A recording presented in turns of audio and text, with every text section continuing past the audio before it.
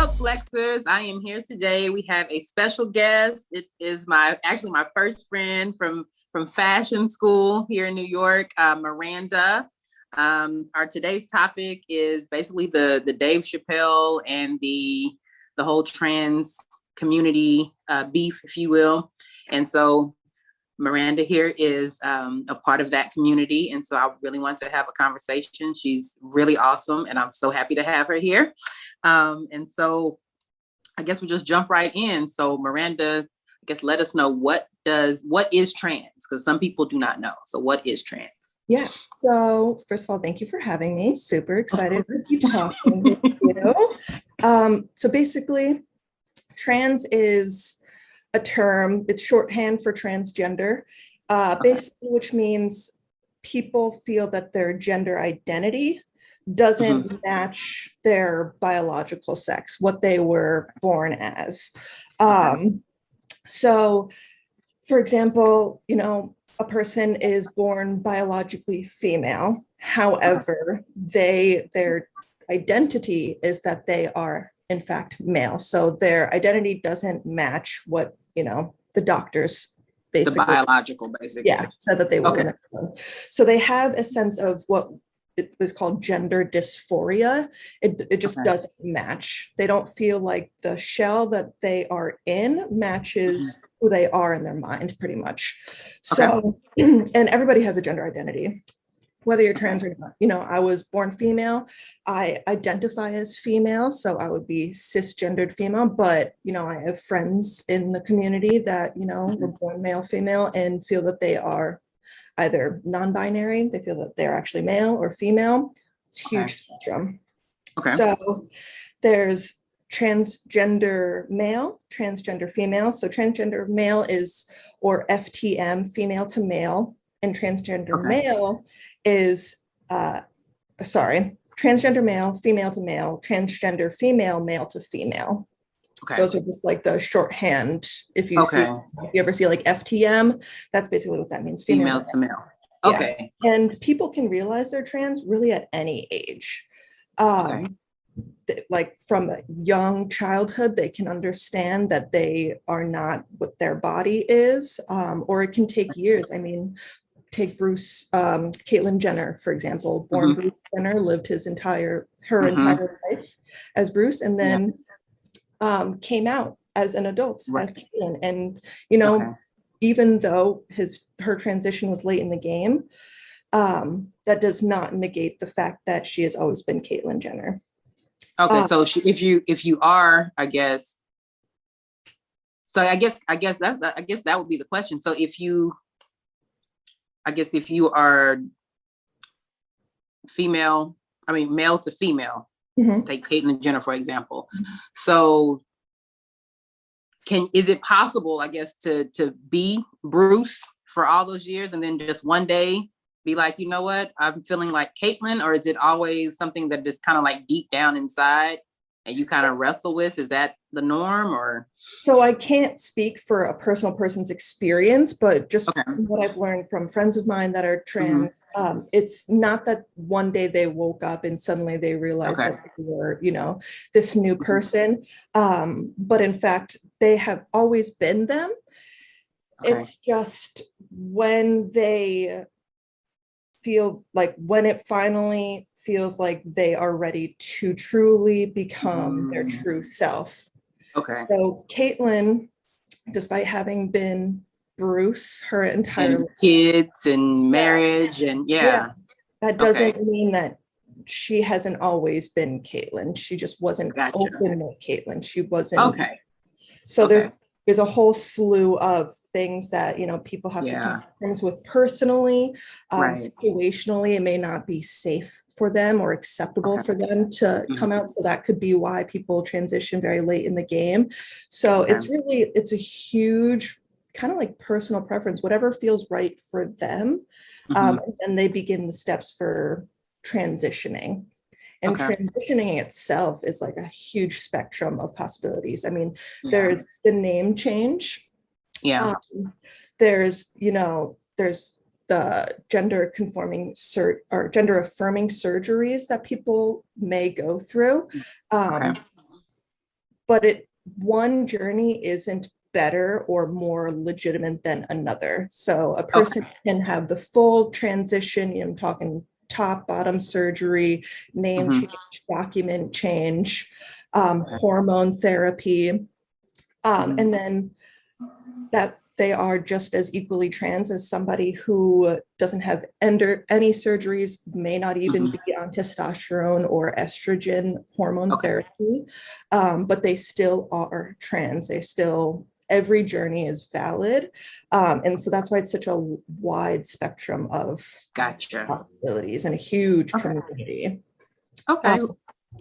So one thing I wanted to, because you've used some pronouns. And so we had this conversation after class one day, and I'm like, there are so many pronouns, and I get so, for me, because the extent of it when I was growing up was, I guess I don't know if it's really trans or not, but dealing with tomboys, and so for us growing up, it's like, it would be offensive because somebody can be a tomboy or whatever, but still be wanting to be referred to as she. Like if you say he, they would get offended, So I guess for me, that can be kind of confusing. It's like, if it's male to female, then it's a little more obvious that possibly, you want to be referred to as she.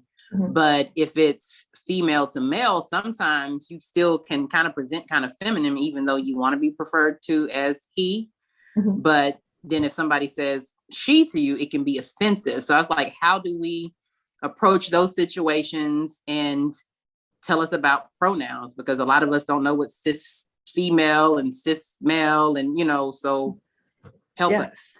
Yeah, absolutely. So pronouns themselves, huge spectrum as well of possibilities. Like you were talking about tomboys, I was a huge tomboy as a child. I was too. I'm talking shaved my head in 4th grade. Oh wow, I didn't go to yeah, I looked like a boy. So it was very common for me to be referred as he, him, that little boy. And was that offensive to you at the time? It oddly was, because I didn't understand why people could look at me. I fully knew what I looked like, and I got it because I wanted to look like all my little guy friends, you know what I mean? Right. But at the same time, it just felt, I was like, how could you not know that I'm a girl? So it is something that definitely people struggle with, especially if they're not passing. So if they look more female, or if they look more male presenting, despite who they are. So there is a huge slew of pronouns. So ones that we know of: she, her, that's how I identify as a cis female. He, him. And cis female means what? So basically you identify, your gender identity matches your biological sex. Okay, so I would be a cis female. Yes. Okay. But then there are non-binary folk who don't feel that they fall into either spectrum, male nor female. So neither pronouns work for them. So it would be they, them, or people may feel that they are, female presenting, and they do identify somewhat with female, but not fully. So there can be she, they, he, they. There are also neo-pronouns, which is a whole, I don't even have enough knowledge, because that in its own right is a huge part of it. But there's like z, them. So it's all personal preference. Okay. And it can be, learning pronouns, especially when someone transitions, can definitely be a learning curve. I mean, even just now, I was kind of stuttering over Caitlyn Jenner's pronouns for a second. Right.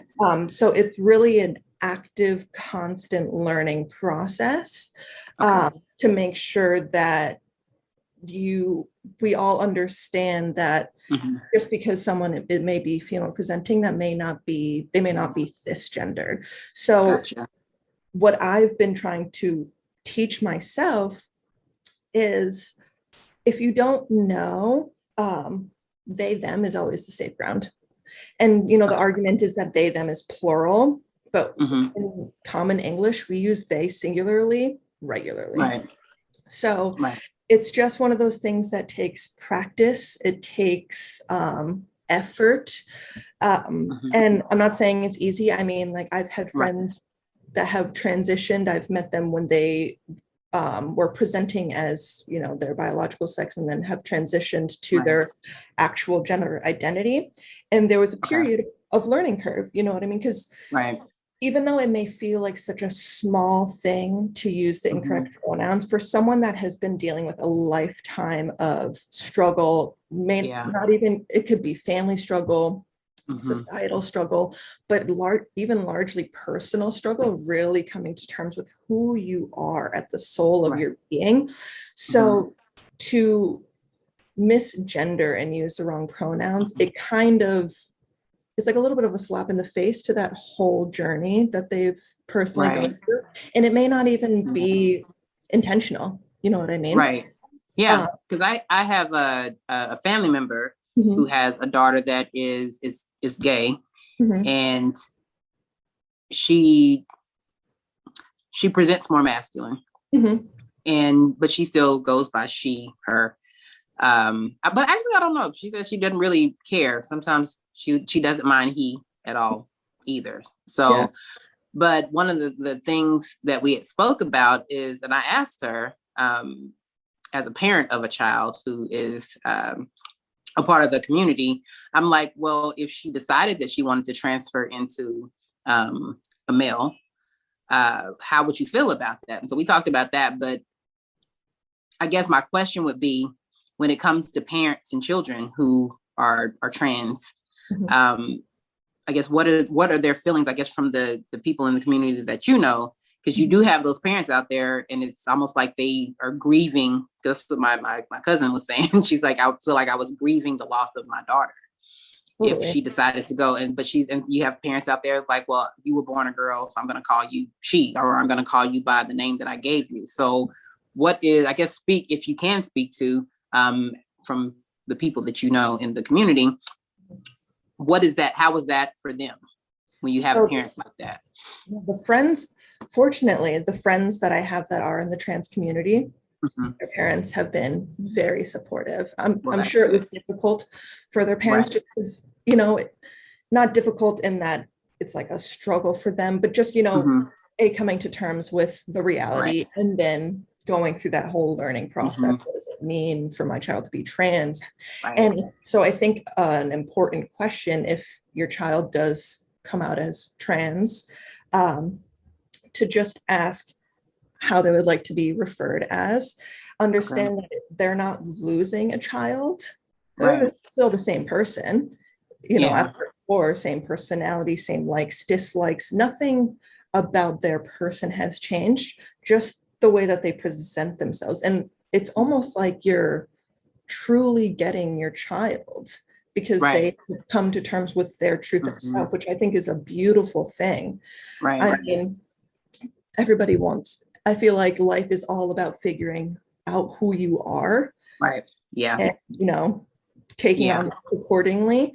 So to really go through that personal journey and figure out who you are, I think to honor that, the most respectful thing you can do as a parent is, if you need to grieve silently, privately, just because the child is already going through a lot. I can't imagine, because not only do they have to come out to their family, then they have to take on this world as you know, a trans individual, which historically society has not been always kind to.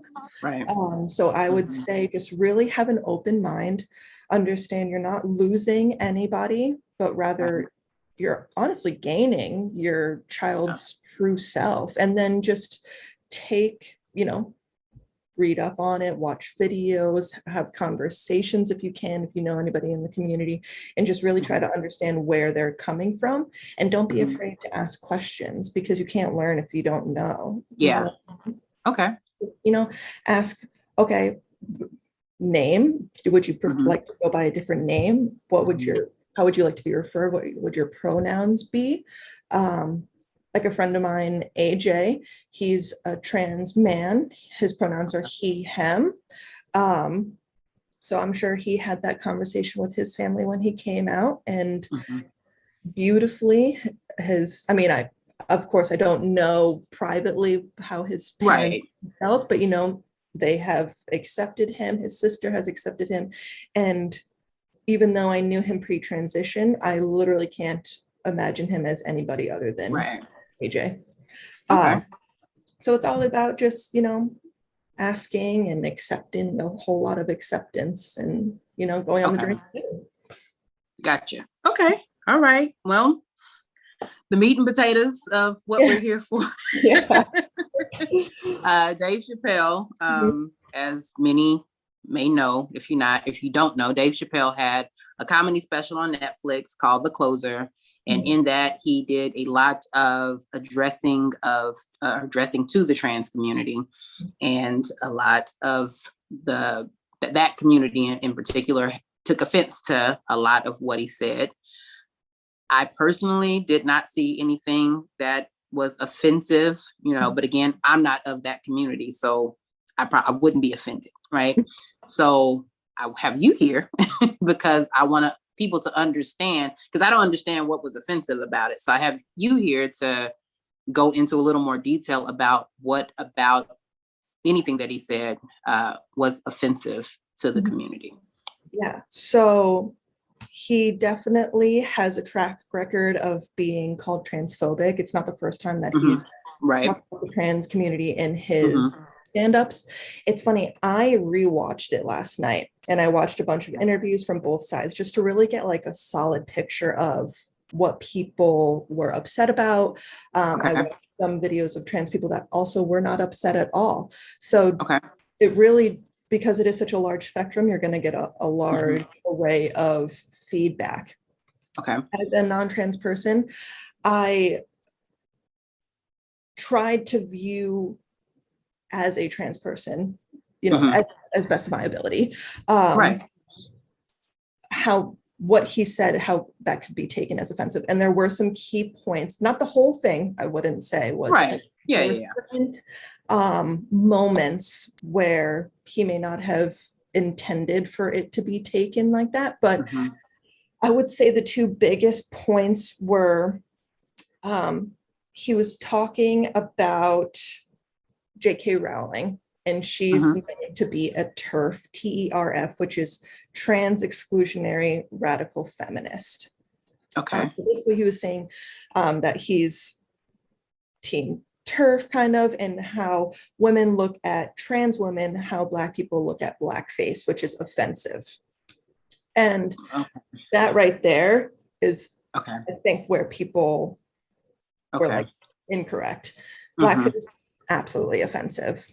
Being a trans woman, not offensive. They are cute. They're just being their true, authentic. They're human. Yeah. They're not playing up. They're not, trying. They're not making fun. Blackface is something that's making fun of a race. Yes. Being trans is not, you're not making fun of women's. I can get that. I got it. And another part was he talked about trans genitalia, and basically compared it to, like the Beyond meat, the Impossible meat. It's not real meat, fake meat. May taste meat, but it's not. So he basically compared trans genitalia to this Beyond meat. And while it may have been just like a silly haha, throughout history, trans folk, once they've transitioned, one of the most frequently asked questions is, what's going on down there? And that is such a private thing, personal thing, of course. And even to ask, a cisgendered person what's going on down there, it's like it's crossing a line that it kind of takes away from the human, because they're not like a science experiment, you know what I mean? They're human, and not every, like we were talking about, not every trans person goes through the gender surgery, the surgeries, the reassignment surgeries, that's what they call it. Exactly. So to just hype on what is going on between their legs basically takes away from the entire experience and the humanity of who they are. So I think that was kind of a no-no, because he was trying to make light of it, I'm sure. I mean, Right. Dave Chapelle, very famous comedian, known for pushing boundaries, known for slamming basically everybody. Everybody. Right. No one is safe, and that's fine. And he even said he's not against the trans community, he's against white people. And yeah. Fair enough. And one interesting thing that he said is something about the LGBT community likes to be a minority until it's time for them to be white again. And I thought that was a very powerful statement, because whiteness does basically override everything. As a white person, I fully understand that. So I don't think he was purposely trying to slam the trans community. It was just certain things that he was saying, it can be offensive. And yes, like comedy is known for being harsh and everything like that. Right, and exactly. The entire trans community may not have been offended. In fact, I watched some YouTube videos of trans people that were fully in support of Dave Chapelle and the closer special. But that doesn't negate those that were offended by it. And I think one quote that I always think of is, when somebody tells you that you hurt them, you don't get to decide that you didn't. So while he may not have offended the entire community, he did offend. I think I'm going to use that. I like that. It's one of my favorite quotes. I forget who said it right now, but I think about it all the time. One trans person can't speak for the whole community, but if there are trans people that were offended by that, I think that it's only right to connect that, basically. And Dave Chapelle has stuck by, he said he's sticking by his special and everything, and that's fine. I mean, what can a person do? I mean, it's already. So I have two things. So the first thing was with the jokes, because comedy is comedy. And so I guess for some, and I guess the question for me was watching it with the trans community being offended how do you laugh at the jokes when they're about other kids? He makes fun of Black folks all the time throughout his thing, white people, and all that. And so I'm like, well, how do you laugh when the jokes are about somebody else? And then when, because everybody gets it equally for the most part. But I think the only reason that the trans community gets it so bad from Dave, if you want to consider it getting them, is that because they make more noise about it. They come out publicly saying that they're offended. It's like if you're at a comedy show and you help the comedian, of course, now his site is on you and you're going to get blasted in the show. So I think that's a big part of why the trans community gets so much attention from him in his shows. But for me, I didn't understand. I'm like, well, I'll laugh at the jokes. I laugh when he was talking about Black people, because I'm like, okay, yeah, that's probably true. He refers to women in his specials as bitches all the time. It's funny then, if you call me a bitch on the street, then we might be scrapping. But so that was one thing. And then he had another special that he had where he, as you wonder, it was a special he was talking to, he had the Chappelle show. And so I guess this will kind of give people as insight into how he feels about this, or his mindset with this whole community, is that he was speaking about it. He said he had the show, and so he had a skit where he wanted to use the F word and refer, in reference to the community. He was talking about some skit he wanted to do on the Chappelle show, and he was going to use the F word. And so the director was like, no, you can't use the F word, because he's like, well, why not? He said that's offensive. And then he said, well, I use the N word all the time. And so the director, his response was, well, Dave, you're not the F word. You're not one of those, right? And so then his response was, well, I'm also not the N word. So I think that gives kind of insight as to how it's viewed. It's like, Black folks, we have been oppressed in this country for so long. And so it's like, well, why is it okay for Black people to continue to be oppressed and offended and everything? But when it comes to this community, if somebody says anything that's offensive, then it's like it's cancel time. So I guess that's what I guess where I get confused. It's like, well, how come people aren't canceling, people when they say stuff about Black people sometimes, or, whatever. It's like, okay, just say no, no, no. And they go away for a little while, they come back and all is good. So I think that's kind of, for me, it was the confusion a little bit. Yeah. I think for the trans community, because historically they have been disproportionately, marginalized or hurt. Right. I mean, I read that in 2021, this is the highest rating of trans killings that we've had. So I feel it most likely is because there's just a huge history, especially disproportionately trans people of color are usually the ones that are the most at risk for harm. So and then sorry to cut you off, but I think that is what kind of makes it kind of a gray area, is because within the community, you do have Blacks in there as well. So it's like it adds a whole other layer to being offensive. It's like, well, I'm Black and I'm trans. So like so, but anyway, I'm sorry. That's just really interesting to me. Yeah. I mean, because it's a huge spectrum of, people there's a type of person for everything. But I just think the anger was stemming from just a long history of being the butt of the joke in TV and film. Frequently, they were displayed, portrayed as, prostitutes. Their representation was never authentic. I mean, in a lot of movies, trans people aren't even played by real trans people. Pose is one of the first shows that uses real trans people to. Oh, really? Trans people. I didn't know that. I mean, there have been. I love that show too, by the way. Oh my God, me too. It's one of my favorites. There have been trans people that have been in TV movies that have played trans people, but like I was saying, they're portrayed as prostitutes, or their scene is that they were murdered and they're in the morgue. So it's just history of not being authentically represented and basically being the butt of the joke. I mean, like the T word, that like the slur for transgender,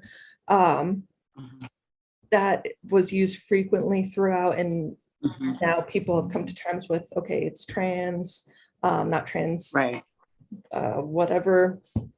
So I just think it's a long time of just feeling constantly played down. Like some people have said, in which he vehemently disagrees with, saying that he punches down on them. I agree what he was saying. I don't believe that he was intentionally punching down. In fact, a huge portion of his special was talking about his friend Daphne, a trans woman, who, took to the internet to defend Dave about his past comments and saying that he doesn't punch down, he punches straight. You know what I mean? So, which I think is a huge thing to come to terms with. But we are also in a cancel culture, a PC I know, culture. unfortunately. People are very sensitive. And I think that stems from just wanting to be accepted and to be viewed as human, nothing but human. We're all living this human experience together. And so cancel culture is a toxic culture. It may have the best of intentions at the start. You know what I mean? People just want to be understood. People just want to be represented and portrayed accurately, without feeling like they're a caricature, or something like that. But I do think that it becomes like a snowball effect, and it just becomes people feed off of each other, and with the internet, for me, the first taste that I got of the show was just people blasting it on Twitter, putting little blurbs of what was said. And when things taken out of context, it can be a completely different beast. So yeah. So I guess Mhm. in your opinion, just from you watching it, do you think that it's a cancelable offense?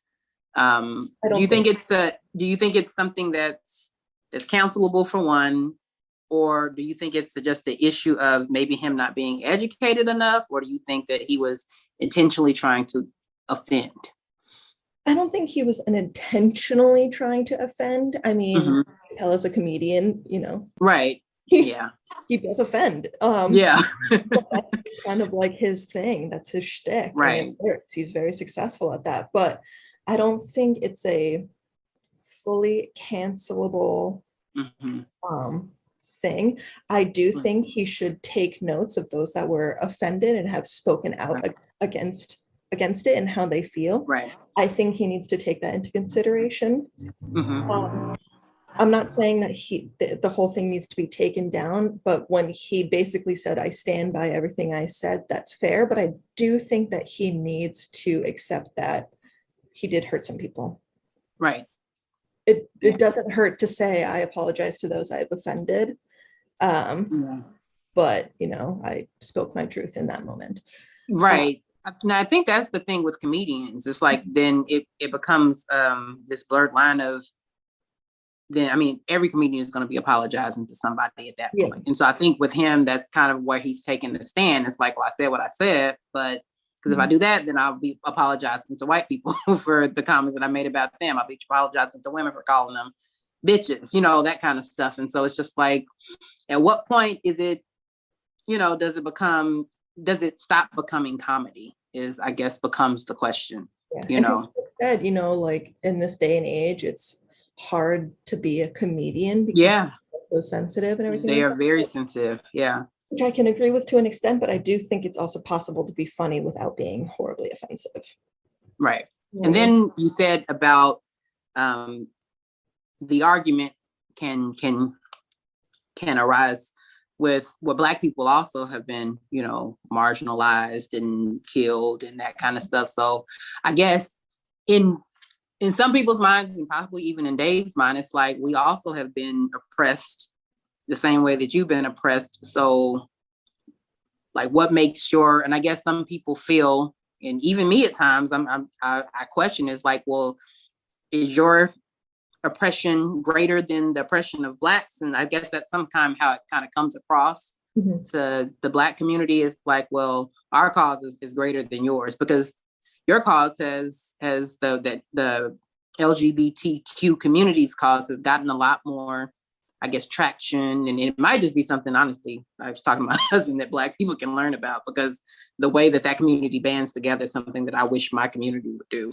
But I think it becomes, now it might be like a little sour grapes from the Black community. It's like, okay, well, y'all are making strides that we've been trying to make for hundreds of years and still have not been successful at. So it could be a little bit of tension with that, or jealousy or whatever. And I think that might be part of what comes out in Dave's comedy. It's like, well, Black people have tried to get equal rights and stuff all the time. And here we are, y'all are getting this and people are bending to, but Black people, we still can't get a fair shake, so I think that might be part of what goes into his comedy.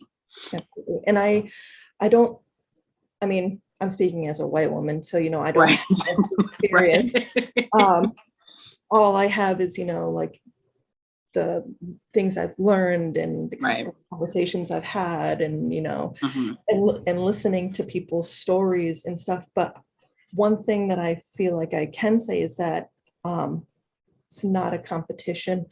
And I think the oppression of Black people, the oppression of trans people, both are horrific things that exactly community absolutely continues to do to those communities.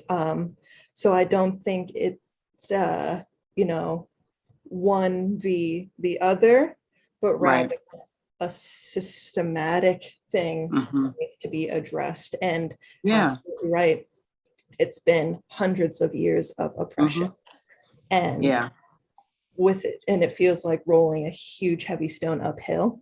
And so I mean, I can't say, we all should band together but you know what I I mean? think we should. I think we Yeah. should support each other. I mean, we're all being oppressed, and I think that within each community, especially in my community, I think they feel like there are levels of oppression. Our levels are greater than your levels, and blah blah blah. But I really think that if we all just could band together and again have these conversations that we're having now, because you learn stuff that you don't know when you just really sit down. And he did release, I don't know if you saw that, he released a 5-minute video where he addresses it. And he said he was willing to sit down with the trans community. And then one of the conditions was you have to watch his special from start to finish. Because it's like a lot of people, like you were saying, would just put excerpts of little, just little blurbs of what happened. But they're being offended off of somebody else's opinion as opposed to watching it for themselves. So, but I think that's a great start. And I really hope that the trans community takes them up on his offer, because I'm like, that's what we need to do, is to bridge this gap.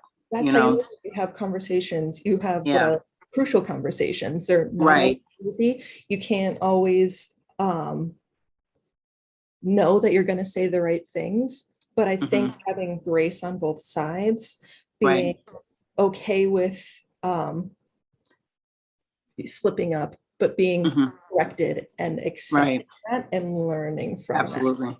that. And I think a win for one community is a win for the other, because it's all intersectional. Right. Like we were saying, there are trans people of color. So a win for one community is a win for the other. It's a double win for them. Yeah, exactly. We're all people and we're all interconnected, Yeah. So yeah, I think there is a lot of work and a lot of learning to do on both sides. Absolutely. But I don't think it's impossible. Like we were saying, just conversations need to be had. Being accepting of each other's point of views and going together. Yeah. So what do you wish, or what do you want people to know about your community? Like, if you could just speak to somebody, maybe even Dave Chapelle, but just speak to somebody who knows absolutely nothing about the LGBTQ community. What do you want them to know? Like, what is really important that they understand?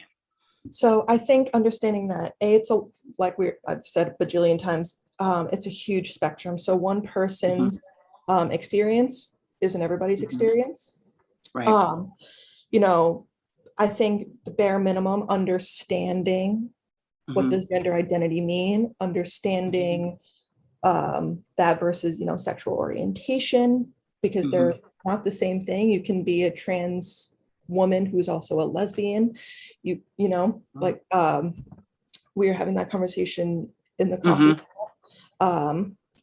I keep forgetting her name. I don't remember. I don't know why. I literally follow her on Instagram. I was looking at her this morning.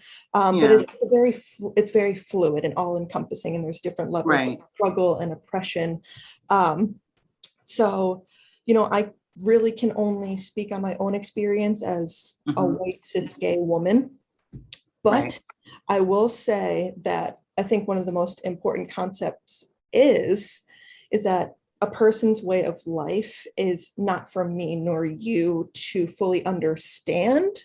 But what's important is that we respect their humanity.